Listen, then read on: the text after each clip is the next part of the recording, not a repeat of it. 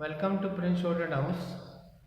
Exercise number 5, 6, 7, 8 100 words a minute जो already हमारे YouTube channel Prince Shorted House पे upload हो चुकी हैं और स्टूडेंट्स उसको बार बार लिखें और उसके लिखने के बाद 100 की प्रैक्टिस के लिए इस डिक्टेशन को लिखें और रेगुलर लिखने से आपकी स्पीड इम्प्रूव 100% होती है। बट पहले आप एक एक्यूरेसी पे जरूर आइए। 60 है तो 60 की एक्यूरेसी कीजिए, 70 तो 70 और 80 तो 80 की एक्यूरेसी पे आइए।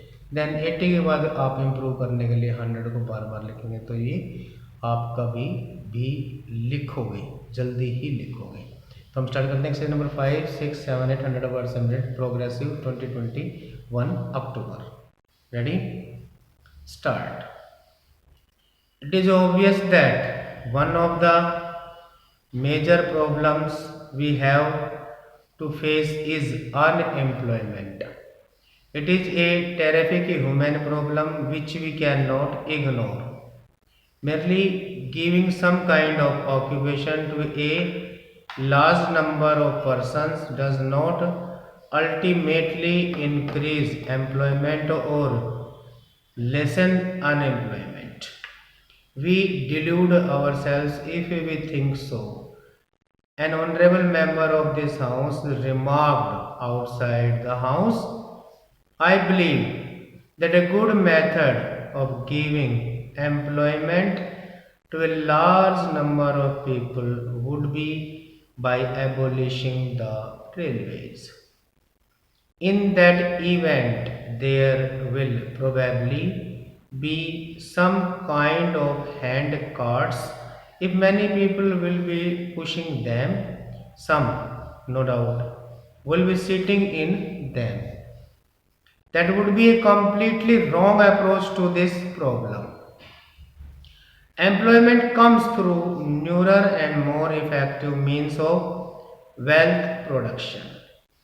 The whole experience of the past 200 years shows that it comes with the growth of technological methods. It is true that technological growth often leads to human misery, but precautions can be taken. Do not imagine that minus technological progress we are going to deal with the problem of unemployment. We cannot. Every country which boasts of full employment today is a country which is technologically advanced. Every country which is not technologically advanced has unemployment or underemployment. Therefore, if India is to advance, India must advance in science and technology, and India must use the latest techniques, always keeping in view, no doubt, that in doing so, the intervening period which always occurs must not cause unhappiness or misery. We have to provide for that even at the cost of progress, because that is no progress which brings suffering and misery in its train. Now we have been planning more or less methodically for the last 7 years or so. As we have tried to plan, we have, if I may say so, with all respect, grow a little more expert in planning. We are getting more educated in this process. We have had the advantage of discussing these matters with many experts in India and elsewhere, realizing that the problems will have to be solved by us, not by the experts. But the experts throw light on different aspects of the problems and make us think, and they point out our mistakes. So gradually through painful process of thought, we have proceeded along this path of planning. We wanted to pursue it further. Next para. Even people who do not believe in planning, they are becoming fewer and fewer people who believe in what is called free enterprise or gradually realizing the limitations of free enterprise. In a country like India, situated as we are, there can be no free enterprise in the absolute sense. In our circumstances, I am quite certain that with an unplanned free enterprise approach, we cannot make any progress at all. If there is any progress, it will be lopsided. We can put up factories here and there, but it will result only in riches here and greater poverty there. That is not what India aims at. Further, the total wealth production of the country will not be as great as through planned effort. That is a patent fact requiring no proof. The essence of planning is to find the best way to utilize all resources of manpower, of money, and so on, and the essence of free enterprise is to leave these things more or less to chance. Well, if chance is a more satisfactory way of dealing with the problems of life than carefully thought out methods, then of course there need to be no planning at all. It means trusting to luck. It is the old idea of fate. This is no good. All over the world, the idea of planning is being appreciated more and more. For an underdeveloped country, particularly, planning is essential. It may not be so necessary in developed countries, they can perhaps do without it. But there is no other way but planning for an underdeveloped country like ours. Again, India is a part of a region, South Asia, or a good part of Asia, which is more or less undeveloped.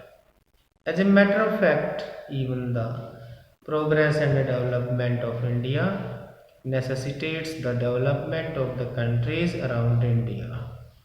I do not mean to say that we cannot develop unless those countries also develop or that we should interfere with them. My point is that it is in our interest that other countries also develop. To think that the development of other countries comes in our ways is true only in colonial pattern of society where we want to buy cheap raw materials from a country under our influence and impose our goods in protected market. That does not apply to free countries. It is in our interest, particularly politically and economically, that other countries in Asia and Africa should also develop. We cannot, unfortunately, help them much because our resources are limited, but tried our fast to help them in their development program. Next para. I take your leave, sir, and the indulgence of the House to refer to certain incidents which took place in this House as well as the other House in the course of the last week and which somewhat disturbed the normal serenity of the work of Parliament. Unfortunately, I was not here then, but since my return, I have endeavored to acquaint myself fully with what happened in both the houses of Parliament. Under our constitution, parliament consists of our two houses, each functioning in the allotted sphere laid down in that constitution. We derive authority from that constitution. Sometimes we refer back to the practice and conventions prevailing in the Houses of Parliament of the United Kingdom and even refer erroneously to an upper house and a lower house. I do not think that is correct. Nor is it helpful always to refer back to the procedure of the British Parliament, which has grown up in the course of several hundred years and as a result of conflicts originally with the authority of the king and later between the commons and the lords. We have no such history behind us, though in making our constitution we have profited by the experience of others. Our guide must, therefore, be our own constitution, which has clearly specified the functions of the House of the People and the Council of States. To call either of these house an upper house or a lower house is not correct. Each house has full authority to regulate its own procedure within the limits of the constitution. Neither house by itself constitutes parliament. It is the two houses together that make the parliament. It is the two houses together that make the Parliament of India.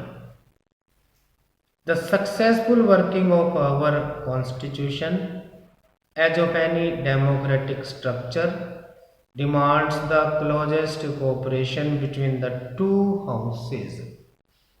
They are, in fact, parts of the same structure, and any lack of that spirit of cooperation and accommodation would lead to difficulties and come in the way of the proper functioning of our constitution. It is therefore particularly to the regretted that any sense of conflict should arise between the two houses. For those who are interested in the success of the great experiment in nation building that we have embarked upon, it is a paramount duty to bring about this close cooperation where each other. There can be no constitutional differences between the two houses, as the final authority is the constitution. Stop.